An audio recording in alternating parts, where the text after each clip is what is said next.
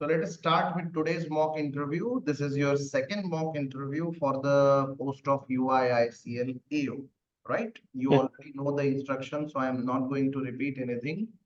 Only the yes, medium of instructions will be in English and Hindi, right? So shall okay. we start? Yes, sir.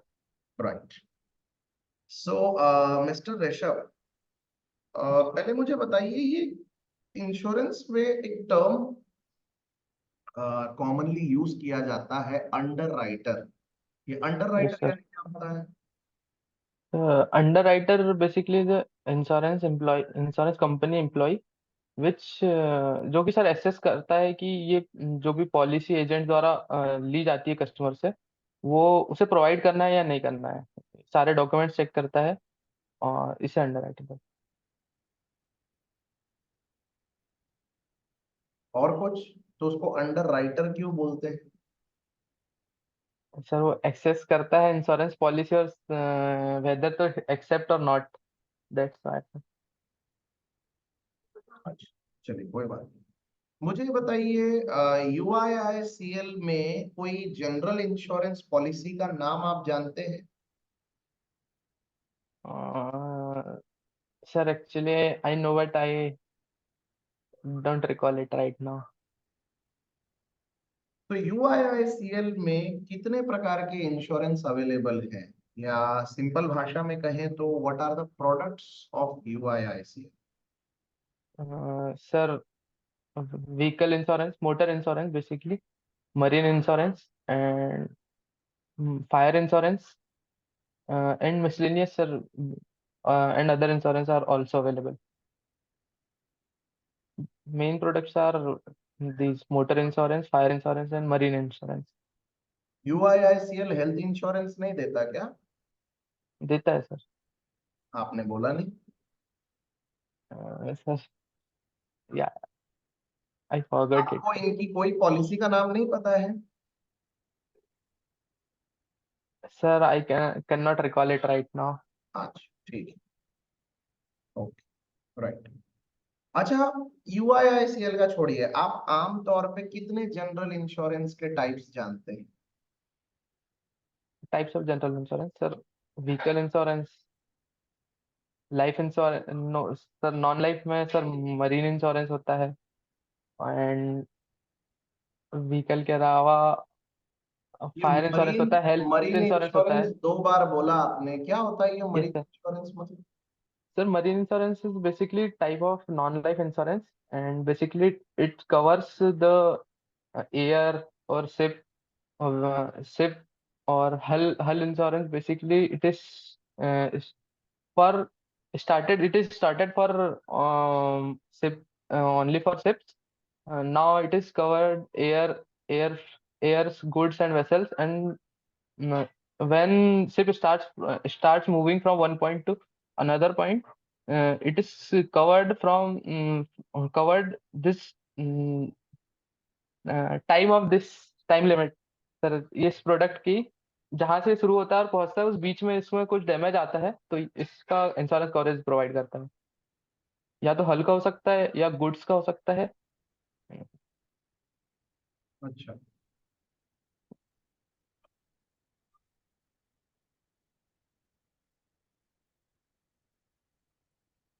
Insurance sector में क्यों जाना चाहते हो आप, वो भी इंजीनियरिंग करने के बाद? Sir actually my priorities, sir at the end of my third year I realise that it is not my priority. Yeah, I made my career in engineering field. I explored the options and I think I saw that I am suitable for insurance industry. That's why I wanted to go for the insurance industry. कैसे And पता चला insurance is, आपको कि आप suitable है insurance industry के लिए? Sir I जैसे कि सर मैंने एक्सप्लोर किया चीजें कि अभी फिलहाल में इंश्योरेंस इंडस्ट्री बूम कर रहा है, और अवेयरनेस क्रिएट करना है लोगों के बीच में कि इंश्योरेंस क्यों जरूरी है। और जो बेसिकली इंडिया की बात की जाए तो जनरल इंश्योरेंस तो बहुत ही कम लोग लेते हैं सर। तो इस बारे में अवेयरनेस क्रिएट करना और इंश्योरेंस को समझना समझा मैं, जिस कारण इसीलिए मुझे लगा कि मुझे इंश्योरेंस इंडस्ट्री में जाना चाहिए। तो इंश्योरेंस इंडस्ट्री में अवेयरनेस कम है, तो आपको लगा कि आप उसमें कुछ योगदान कर पाएंगे? आपको ये क्यों यस लगा कि आपसे ये काम जमने वाला है? अवेयरनेस तो बहुत सारी सर। चीजों में चाहिए। एजुकेशन फील्ड में भी अवेयरनेस चाहिए, तो फिर आप एजुकेशन फील्ड नहीं चले गए? In fact sir actually sir awareness भी चाहिए देश में, तो आपको सर पॉलिटिक्स में भी चले जाना चाहिए था। नहीं sir, insurance industry is basically respected job with good growth and the good growth and uh, it gives a bouquet of benefits to their employees like attractive salary and and growths increments. That's why I wanted to join in sir.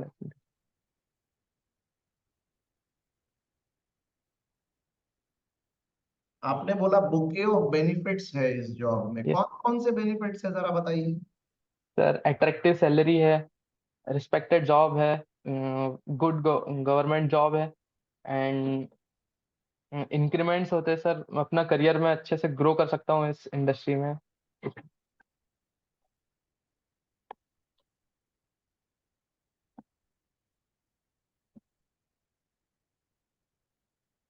आप बैतूल से है ना? Yes sir. Betul के बारे में जरा बताइए। Sir, Betul is basically Betul is located in southern part of Madhya Pradesh and it shares a border with Maharashtra also. And sir, Betul जो सतपुड़ा की वादी है उनमें बसा हुआ एक छोटा सा टाउन है सर, डिस्ट्रिक्ट है।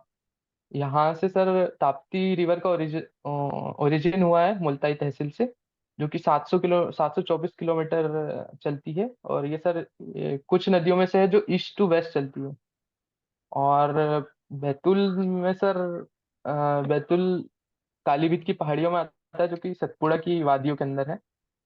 एंड बैतूल में सर एक टेम्पल है, बालाजीपुरम टेम्पल, जो कि द्राविडियन शैली में बना हुआ है, जो कि सर बहुत अट्रैक्टिव है। उसके अलावा सर बैतूल में मुक्तागिरी टेम्पल्स है, 52 टेम्पल्स है। बेसिकली ये जैन तीर्थ स्थल है। और यहाँ पे पार्श्वनाथ जी का मंदिर है, भगवान पार्श्वनाथ का मंदिर है। और ऐसा माना जाता है माइथोलॉजी के हिसाब से कि यहाँ पे 3.5 करोड़ जैन मुनियों को मोक्ष प्राप्त हुआ है। अच्छा। जैन धर्म के सबसे पहले गुरु कौन थे? तीर्थ सर माइथोल yes sir, sir Rishabh Dev थे। ऋषभ देव। जी सर। और टोटल कितने तीर्थंकर हुए? Sir actual number I don't know but I think it's 14। Okay, right. Betul के आसपास इंडस्ट्रीज नहीं है?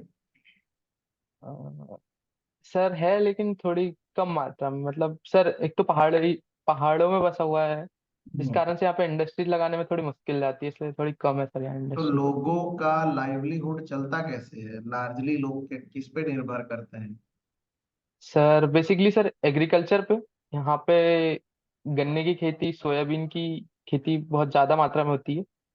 और सर बस और इंडस्ट्रीज बहुत है सर। आपके घर में है खेती किसानी? यस सर है, but my father is working in health department, तो खेती कौन खेती संभालता है फिर? कम है। तो बड़े पापा संभालते हैं मेरे। कितने एकड़ खेती है? सर 8 एकड़ अप्रोक्स। 8 एकड़ है। जी। और क्या ग्रो करते हैं आप? सर सोयाबीन ग्रो करते हैं, गेहूं ग्रो करते हैं। ओके। मुझे बताइए, ये एमएसपी मतलब क्या होता है? Sir MSP is minimum support price which is given by government to the farmers. अभी बोला जा रहा है कि एमएसपी को लीगल बना दिया जाए। आप इसके फेवर में हैं या अगेंस्ट में हैं? सर सर बेसिकली देखा जाए तो किसानों को जरूरत होती है कि एक मिनिमम सपोर्ट प्राइस मिला जाए, जिससे कि बाहर के बिजनेसमैन उनका एक्सप्लॉइटेशन ना कर पाए। तो I think sir minimum support price रहना चाहिए। बाकी सर उसके लिए बहुत से अच्छे लोग भी है, ब्यूरोक्रेट्स है, जो इस पे पॉलिसी पे डिसाइड कर सकते हैं कि क्या लेना चाहिए decision। एपीएमसी के बारे में आप कुछ जानते हैं? APMC? No sir, I don't. तो आपके यहाँ सोयाबीन की खेती होती है और किसकी, गन्ने की? ये सर गन्ने की होती है और गेहूं की। गन्ने को एमएसपी की जगह एफआरपी दिया जाता है, ये एफआरपी क्या होता है मालूम है आपको? No sir, actually I am नहीं पता सर। Okay, right. खेती किसानी में ज्यादा इंटरेस्ट नहीं है आपको?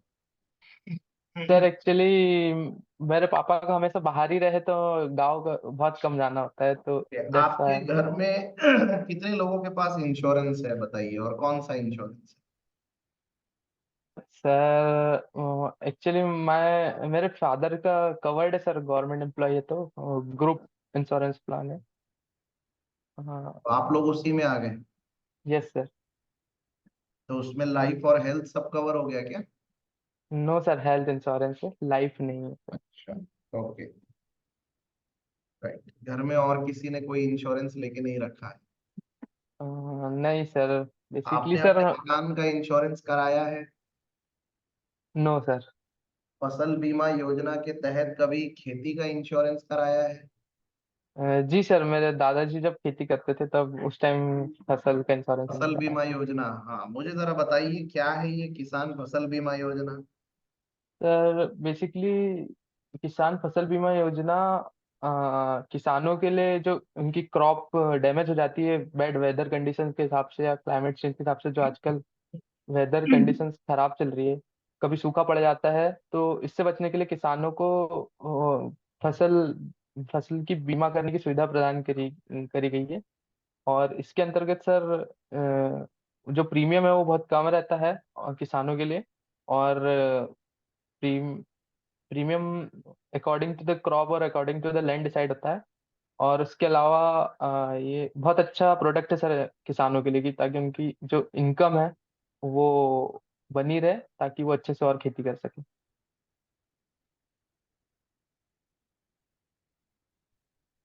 और फसल बीमा योजना में प्रीमियम कौन पे करेगा? सर ये किसानों के द्वारा पे किया जाता है और इसे सब्सिडाइज रूप में वापस भी कर दिया जाता है। इंटरेस्ट सबवेंशन स्कीम क्या होती है मालूम है आपको?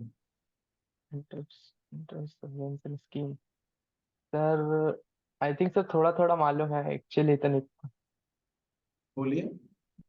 सर इंटरेस्ट सब्वेंशन स्कीम जो भी इंटरेस्ट लगता है किसी भी, I think sir I don't know about it. चलिए, कोई बात नहीं। आपके बैतूल डिस्ट्रिक्ट से अभी लोकसभा चुनाव में कौन खड़ा है?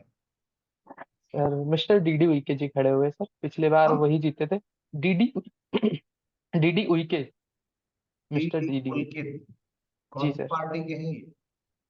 सर ये बीजेपी से डीडी उइके जी खड़े हुए हैं, ये पिछले बार भी जीते थे। और अपोजिशन में कौन है? अपोजिशन में सर ज्योति धुर्वे। ज्योति ये Dhurve. Congress party. Yes sir. अच्छा, महिला है? Yes sir, I think sir. अच्छा, ओके। तो आपकी फेवरेट पार्टी कौन सी? सर ये बताना थोड़ा मुश्किल है सर, क्योंकि दोनों ही जो बैतूल की कॉन्स्टिट्यूएंसी के हिसाब से सर, जो भी जीतता वो काम तो करता ही है सर। पहले वो करती थी, अब ये भी करते हैं, तो थोड़ा अच्छा, मुश्किल है क्या बताना। क्या काम किए गए हैं जरा आप बताइए, आपके एरिया में क्या क्या डेवलपमेंट हुए हैं? Sir basically sir roads develop हुई है। भोपाल नागपुर हाईवे बना हुआ है, NH 47। जो 4 लेन हाईवे बना हुआ है सर, वो बेसिकली दोनों के टेन्योर के बीच में ही डेवलप हुआ है। आधा टेन्योर उनका था, आधा टेन्योर उनका था, और अभी स्टार्ट हुआ है ये इंदौर टू नागपुर हाईवे। वो भी सर बैतुल वो बैतुल से भोपाल कितना दूर है? सर अप्रोक्स 200 किलोमीटर की। तो वो हाईवे का आपको क्या उपयोग होने वाला है? बैतुल बैतुल से कोई हाईवे गया है कि नहीं गया है? गया है सर बैतुल से। गया है।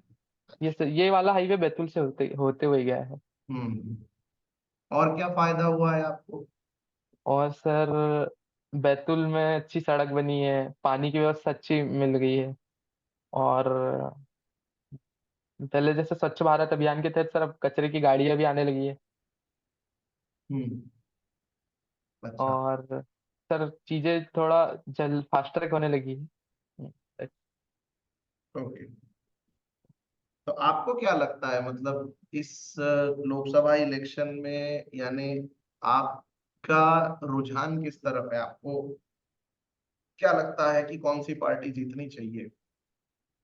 सर जैसे कि पूरे देश में सर लहर चल रही है मोदी जी की, तो आई थिंक मोदी जी ही जीतेंगे। बट अपोजिशन पार्टी में भी सर नेता बहुत अच्छे हैं, तो कह नहीं सकते सर कौन। अच्छा, राइट राइट। इलेक्टोरल बॉन्ड्स के बारे में कुछ जानते हैं आप? Yes sir. बोलिए। सर इलेक्टोरल बॉन्ड्स को आई थिंक 2019 में लाया गया था कि जो भी पार्टी फंड रहता है उसे एसबीआई की एक ब्रांच है, ब्रांच के द्वारा एक्सेप्ट किया जाएगा। और जो उसमें जो नाम रहेंगे वो डिस्क्लोज नहीं किए जाएंगे कि किसने कितना फंड दिया। गोपनीय तरीके से होगा सर। कि उसके लिए पहले उनको बॉन्ड्स खरीदने पड़ेंगे, और वो बॉन्ड्स के हिसाब से फिर वो पार्टी को फंड जाएगा। और इस पे सर अभी सुप्रीम कोर्ट ने हाल ही में रोक लगा दी है और इसे डिस्क्लोज करने का भी बोला था।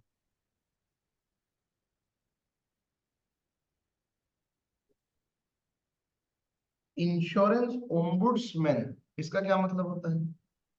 Sir ombudsman is basically customer grievance redressal portal है सर। यहाँ पे कस्टमर की शिकायत को सुना जाता है। और ये सर ग्रीवेंस रिड्रेसल एक्ट 2017 के द्वारा इसे लाया गया। और सॉरी सर, एक्ट नहीं था वो, पॉलिसी के द्वारा इसे लाया गया। और इसके बाद सर टोटल इंडिया में अभी तक 17 ऑम्बड्समैन ऑफिस है, जहाँ पे जो 20 लाख तक का जो भी इंश्योरेंस क्लेम क्लेम रहता है, जो पॉलिसी होल्डर को दिक्कत जाती है, तो उसके लिए अपनी शिकायत कर सकता है।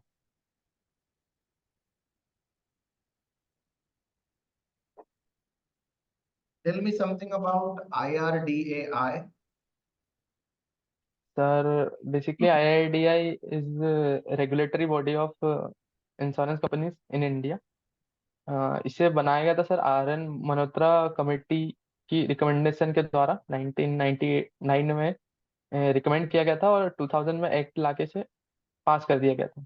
तब से जो भी रेगुलेशन का काम है, लाइसेंसिएट अथॉरिटी है, नए किसी भी इंश्योरेंस कंपनी को लाइसेंस देने का काम करती है, रेगुलेट करती है इंश्योरेंस कंपनी। अच्छा,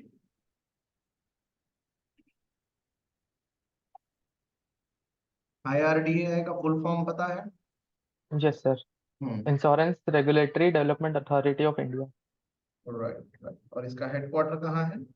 इसका हेडक्वार्टर सर हैदराबाद में है, और इसके जो हेड है वो देवास मिस्टर देवाशीष पांडा जी। मेरा आखिरी सवाल, टर्म इंश्योरेंस, एंडाउमेंट प्लान और यूलिप, इन तीनों में फर्क जानते हैं आप? Yes sir. Hmm. Term plan basically sir, term life insurance is a basic insurance product. It is actually pure insurance. इसमें क्या होता है सर कि एक टाइम लिमिट दी जाती है। एक टाइम वो जो चूज कर सकता है कस्टमर अपने हिसाब से, कि इस टेन्योर के लिए उसे इंश्योरेंस पॉलिसी चाहिए। इसमें सर वो प्रीमियम पे करता है मंथली वाइज या क्वार्टरली वाइज या ईयरली वाइज। और अगर इस टेन्योर के दौरान अगर कस्टमर को कुछ भी या तो डिसेबिलिटी आती है या डेथ हो जाती है, तो उसको उसका बेनिफिट्स मिलते हैं। और अगर इस टेन्योर तक के अगर उसे कुछ नहीं होता और वो सर्वाइव कर जाता है, तो इसका कुछ बेनिफिट नहीं मिलता। बट ये है कि इसका जो प्रीमियम रहता है अदर पॉलिसीज के मुकाबले बहुत कम रहता है। Hmm. And sir whole life insurance is. मैंने एंडाउमेंट प्लान, हाँ वही oh sorry sir. Insurance, yes हाँ। In endowment plan basically sir ये कवर करता है अपना होल लाइफ के लिए सर। और इसमें टर्म भी रहता है सर। एंडोमेंट बेसिकली सर दोनों का मिक्सचर है, टर्म लाइफ इंश्योरेंस का और होल लाइफ इंश्योरेंस का। इसमें सर एक टाइम पीरियड भी रहता है, और उसके साथ में उस टाइम पीरियड के लिए उसे बेनिफिट भी मिलता है। और उस टाइम पीरियड खत्म होने के बाद उससे उसका बेनिफिट भी मिल जाता है। कुछ पार्ट इसका बेनिफिट में मिल जाता है। ओके फाइन, तो इसमें आपको उतना बेनिफिट मिलता है जितना टर्म इंश्योरेंस में मिल सकता है, हाँ या ना? No sir, basically term life insurance में जो बेनिफिट रहता है वो बहुत ज्यादा रहता है, इसमें थोड़ा कम रहता और ये यूलिप क्या होता है? सबसे पहले है यूलिप सर। का फुल फॉर्म बताइए। जी sir, ULIP is basically unit linked insurance plan, right. ये बोथ के लिए होता है सर। इंश्योरेंस भी देता है, और ये इसका कुछ पार्ट, दो पार्ट में डिवाइड होता है सर इसका प्रीमियम। एक तो कुछ पार्ट इंश्योरेंस कवरेज देता है, और कुछ पार्ट इसका इन्वेस्टमेंट के रूप में जाता है, जो कि इक्विटी मार्केट में हो सकता है, या बॉन्ड्स में हो सकता है, या गवर्नमेंट सिक्योरिटीज में हो सकता है। तो इसके द्वारा इसका बेनिफिट भी मिल जाता है, और उस टर्म के लिए इंश्योरेंस कवरेज भी मिल जाता है पॉलिसी होल्डर को।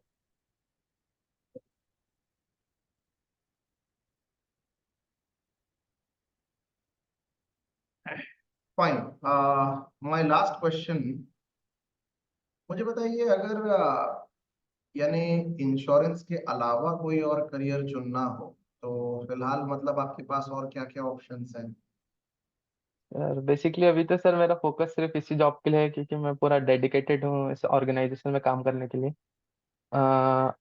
मैं अभी तो सर मैं कुछ नहीं करना चाहता, और अनफॉर्चुनेटली सर अगर आई एम नॉट शॉर्टलिस्टेड, तब मैं सर अदर ऑप्शंस एक्सप्लोर करना चाहूंगा। अदर ऑप्शंस के बारे में फिलहाल अभी सोचा नहीं? अच्छा। यस ठीक ठीक है। और अगर मान लो सेलेक्ट हो जाते हो तो आप सर। अपने आप को आने वाले 5 साल में कहाँ देखते हो?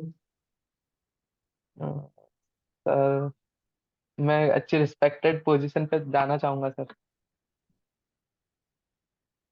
ओके। राइट। प्राइवेटाइजेशन को लेकर क्या ख्याल है आपका? अगर मान लेते हैं कि आपने ज्वाइन किया और यूआईआईसीएल के ऊपर प्राइवेटाइजेशन की बातें अगर गर्म होने लग गई, तो क्या लगता है आपको, आप दूसरे ऑप्शन ट्राई करेंगे, क्या करेंगे? No, sir, it does not depend on that. Sir, basically, United India Insurance Company is the leading general insurance company in India, one of the leading general insurance company of India.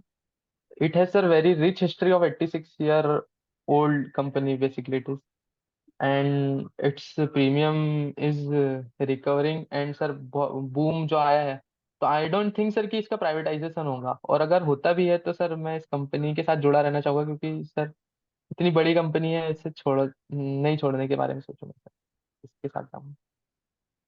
चलिए, अच्छा लगा आपसे बात करके। Thank you so much Rishabh. Thank you. आप 1 minute line पे रहिए, online रहिए, मैं आपको आपका फीडबैक देता हूँ। सो जस्ट जी। स्टे।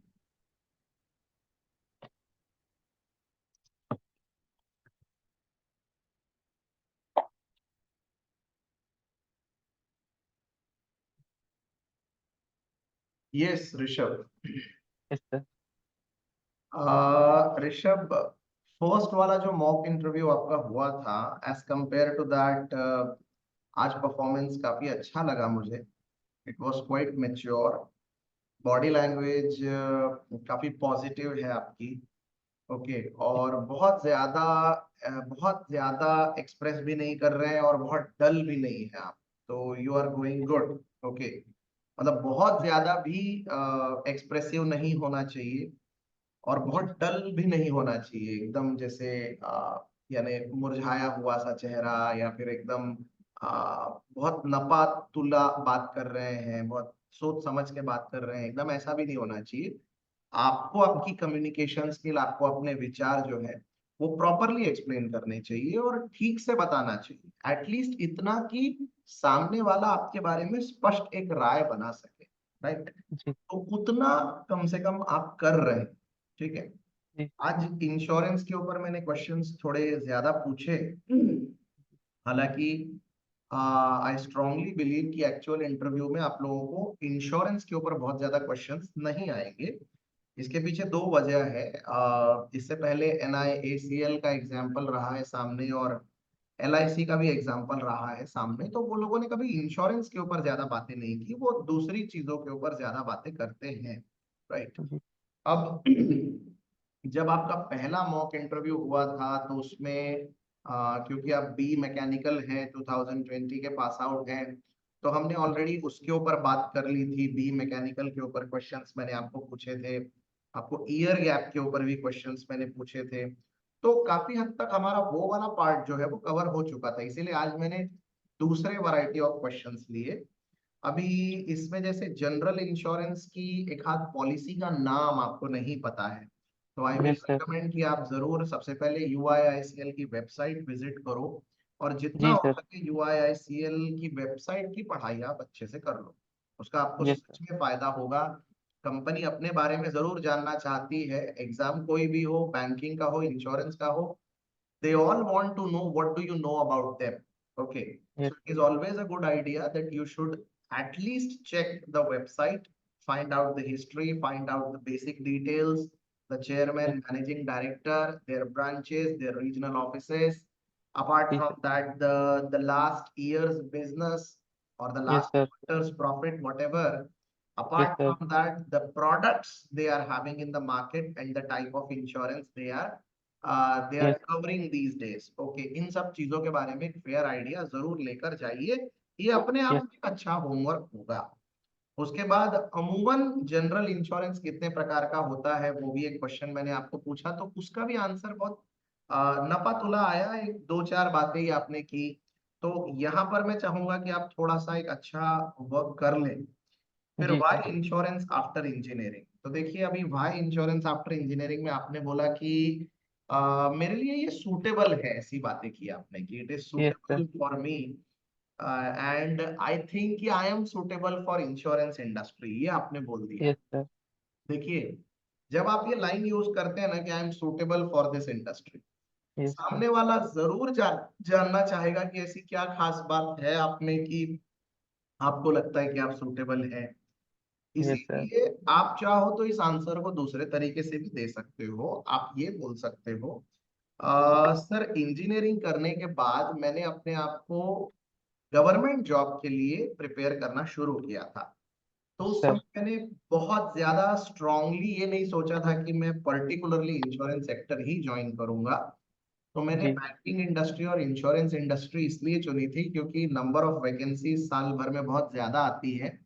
फ्रेशर्स के लिए काफी अपॉर्चुनिटीज इसमें से होती हैं, एंट्री जी। लेवल जॉब्स काफी सारे हैं, ग्रोथ प्रमोशन सब अच्छा है, इसीलिए इंश्योरेंस और बैंकिंग दोनों ने मुझे काफी अपील किया था, तो मैंने उसकी प्रिपरेशन शुरू की।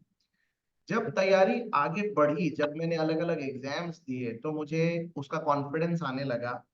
जब इंश्योरेंस में यूआईआईसीएल की नोटिफिकेशन आई, तो मैंने यूआईआईसीएल के बारे में एक बेसिक डिटेल जानी। मुझे ऐसा लगा कि मैं अपना करियर इसके साथ एसोसिएट कर सकता हूँ, और मुझे लगा कि मतलब I can learn insurance and I can be the very well establish part of this organisation, इसीलिए यस। मैं इसमें जाना चाहता हूँ। राइट। अब अगर वो ये बोलेंगे कि भाई आप अपने आप को फिर किसी और इंडस्ट्री के लिए सूटेबल नहीं मानते क्या, तो आप बोले नहीं सर ऐसा नहीं है, मतलब इंजीनियरिंग एक ऐसा क्वालिफिकेशन है जहां पर आप अलग अलग इंडस्ट्री के लिए सूटेबल होते हो। हाँ, लेकिन ये है कि आपको इनमें से कोई एक चुननी होती है, मैंने मेरे करियर के लिए ये वाली इंडस्ट्री चुनी है। बस जी। बहुत ज्यादा इसमें उलझना मत, नहीं तो ये बहुत अलग डायरेक्शन में चला जाएगा। राइट। जी। जी sir. Just go by that way. Okay. उसके बाद फिर बैतुल के बारे में आपकी जानकारी अच्छी है, आपने काफी सारी बातें बताई। ओके, मैंने बाद में डिस्कवर किया कि आपके फैमिली का फार्मिंग का ऑक्यूपेशन है, 8 एकड़ खेती है। तो अगर जी सर। आप जैसे इंट्रोडक्शन में या फिर अगर आप ये फैमिली के बारे में जब पूछा जाएगा तब अगर आप ये बताते हैं, तो चांसेस जी। हैं कि खेती के ऊपर आपको सवाल पूछे जा सकते हैं। सो बी जी। Prepared about that. मतलब आपको ये पूछा जा सकता है कि आपके फादर ने या फिर आपके अंकल ने जी। कोई लोन लिया था क्या खेती के ऊपर। ओके, खेती की कौन सी स्कीम का लाभ उनको मिलता है, राइट, जिसका जी। वो यानी गवर्नमेंट से बेनिफिट लेते हैं, इस तरह के क्वेश्चन पूछे जा सकते हैं आप। ठीक है। जी। अभी एमएसपी के बारे में आपने बताया, एपीएमसी का मतलब होता है agriculture produce marketing committee. Okay, yes. कृषि उत्पन्न बाजार समिति ऐसा बोला जाता है उसको। फिर उसके यस। बाद मैंने आपको ये भी पूछा कि भाई शुगर केन के ऊपर एमएसपी नहीं एफआरपी होती है। यस तो sir. Fair and remunerative price, तो ये क्यों होती है, इसके बारे में प्लीज पता करिए। ओके। जी सर। किसानों को एमएसपी जो दी जाती है वो दी जाती है बाकी चीजों के ऊपर, लेकिन जो शुगर केन फार्मर्स होते हैं ना उनको यस एफआरपी सर। मिलती है। राइट। तो वो यस। क्यों होती है, अक्सर ये क्वेश्चन रहता है इंटरव्यू में, यस। क्योंकि आप बेसिकली शुगर केन फार्मिंग करते हैं अपने घर में, तो फिर आपको ये मालूम होना चाहिए। Yes sir. किसान फसल बीमा योजना, फिर इंटरेस्ट सबवेंशन स्कीम, ऑलमोस्ट आपने ठीक ठाक बताया। थोड़ा सा ब्रशअप करके जाना, अगर मान लो भूले भटके कुछ नया डेटा कुछ पूछ लिया तो। जी। लोकसभा इलेक्शंस के ऊपर फेवरेट पार्टी बताने से आप बचे, अच्छी बात है, आपने डिप्लोमेटिकली वो क्वेश्चन हैंडल किया। क्या डेवलपमेंट्स आपको नजर आए ये भी आपने बताया। देखो क्योंकि इलेक्शन का माहौल है इसीलिए ये क्वेश्चन आना लाजमी है, पूछा जा यस। सकता है, इसकी पॉसिबिलिटी को नकारा नहीं जा सकता, इसीलिए लोकसभा इलेक्शन के ऊपर एक अपनी एक फेयर तैयारी आप रखिए। Electoral bonds hot of the plate मुद्दा है, पिछले दिनों यस में सर। जितने भी इंटरव्यूज हुए हैं, ओके, जो अलग यस अलग सर। बैचेस में, इनफैक्ट एमएससी और डोंबिवली नागरिक सहकारी बैंक के जो बैचेस रहे हैं, तो उसमें मैंने देखा कि भाई ये क्वेश्चन जो है ये पूछा गया है बाय एंड लार्ज। तो चांसेस हैं कि आपको शायद इसके ऊपर कुछ कुछ पूछ ले, तो थोड़ी यस पढ़ाई सर। इसकी भी करके रखिए। Yes sir. इंश्योरेंस ओम्बुड्समैन, इसका आंसर भी आपने सही बताया। आईआरडीएआई बेसिक लेवल पे जो जानकारी आपने बताई काफी है, लेकिन तब भी जानने लायक बहुत कुछ है उस पे। फिर जी। टर्म इंश्योरेंस, एंडाउमेंट और यूलिप, ये आपने प्रॉपरली हैंडल किया और इसको ठीक से आपने एक्सप्लेन किया। टर्म इंश्योरेंस जो होता है वो अपने से ज्यादा फैमिली के लिए लिया जाता है। एंडाउमेंट प्लान में आप जीते जी बेनिफिट चाहते हो तो ज्यादा बेनिफिट मिलता नहीं है, लेकिन कवर आपको पूरा मिलता है। और यूलिप जो होता है उसमें मतलब आपका जो अमाउंट होता है प्रीमियम का वो स्टॉक मार्केट में लगाया जाता है और आपको एक फ्लोटिंग रिटर्न्स दिए जाते हैं, इसमें जितना आप रिस्क लेंगे उतने अच्छे रिटर्न्स भी मिल सकते हैं, और साथ ही साथ आपका इंश्योरेंस तो होता ही है। ये बेसिकली तीनों के बीच में बेसिक फर्क है, राइट। तो ओवरऑल अगर मैं बोलूं तो कम्युनिकेशन स्किल आपकी अच्छी है, जितनी चाहिए, जितनी सोबर होती है किसी इंटरव्यू के लिए उस लेवल पे फिलहाल आप हैं। दूसरी बात, इंग्लिश रीजनेबली अच्छी बोल लेते हैं, बैतुल से है तो फिर हिंदी का तो कोई सवाल ही नहीं पैदा होता, हिंदी तो आपकी अच्छी है ही। पहले मॉक इंटरव्यू की तुलना में इस मॉक इंटरव्यू में मुझे ज्यादा बैलेंस नजर आया पर्सनालिटी में, तो बात करने में अच्छा लगा। और ऐसा बिल्कुल भी नहीं है ऋषभ कि आपको हर एक क्वेश्चन का आंसर आना चाहिए, ऐसा नहीं है। और कई बार यस। क्वेश्चन का आंसर नहीं देने के बावजूद भी सिलेक्शन होते हैं। तो जी। आप इस बात का टेंशन मत लेना कि मैंने इस क्वेश्चन का आंसर नहीं दिया, उस क्वेश्चन का आंसर नहीं दिया, कोई बात नहीं। आप यस। अपनी पर्सनालिटी प्रॉपरली पेश करिए वहां पर, लोग आपका कॉन्फिडेंस लेवल भी देखना चाहते हैं। तो जी। Overall it is going good, मेरे तरफ से चांसेस अच्छे हैं आपके सेलेक्ट होने के। So keep practising in a nice way, जितना हो सके उतना इसी इसी प्रैक्टिस को थोड़ा और आगे बढ़ाइए। हो सके तो दिन भर में 1-2 घंटे निकाल के न्यूज़पेपर रीडिंग भी करते रहिए, ताकि जी। आपके थोड़े विचार और रिफाइंड हो पाए। इसका असर लिटरली पड़ता है एक्चुअल इंटरव्यू में। बाकी things are going good, proper dress up होके जाइए। 16 तारीख को आपका इंटरव्यू है, अब आपको आई थिंक कल या परसों तो निकलना ही पड़ेगा। जी तो सर। उम्मीद अच्छी है। तो मेरे तरफ से आज के मॉक इंटरव्यू के लिए I have given you 15 marks out of 20। Yes sir. Yes, अभी आपके कोई डाउट होंगे तो आप पूछ सकते हैं, या फिर we can wind up. Sir एक वॉच है मेरे पास, वो दिखा सकता हूँ क्या मैं आपको, मतलब पहन के जाने के लिए? हाँ हाँ, अच्छा अच्छा अच्छा, दिखा सकते हैं, कोई प्रॉब्लम।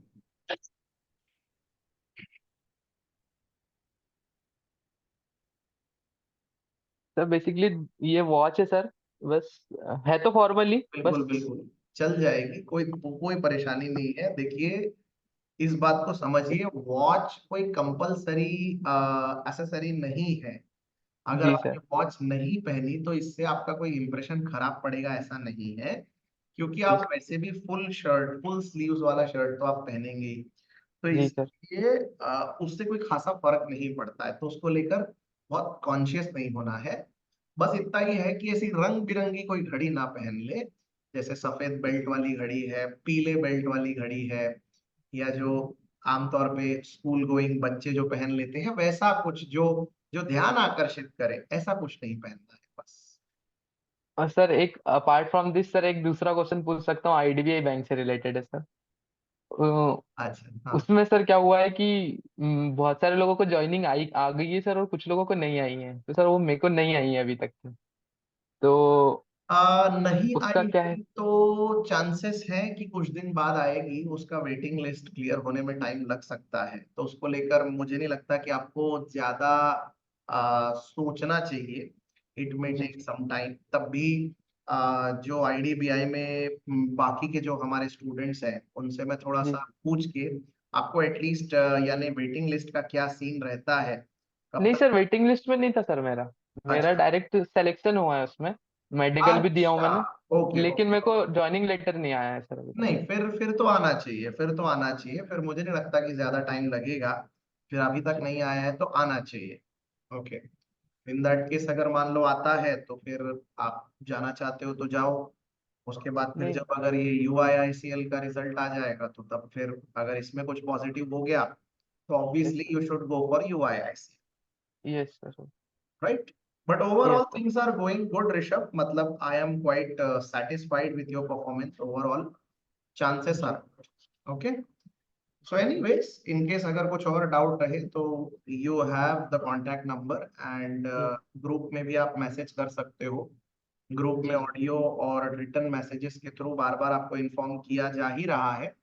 और अगर जी मान लो एक 11th आवर में जरूरत पड़ती है कि सर थोड़ा सा एक आध मॉक और हो जाए तो भी हम्म, चलेगा, कोई दिक्कत नहीं है। आमतौर पे वी अलाउ स्टूडेंट्स कि अगर उनको कॉन्फिडेंस नहीं आ रहा है तो वो थर्ड मॉक भी दे सकते हैं, ठीक है। जी जी। चलेगा Rishabh, so thank that's all from my side, thank you so much and thank you all the sir. Very best. Thank you sir.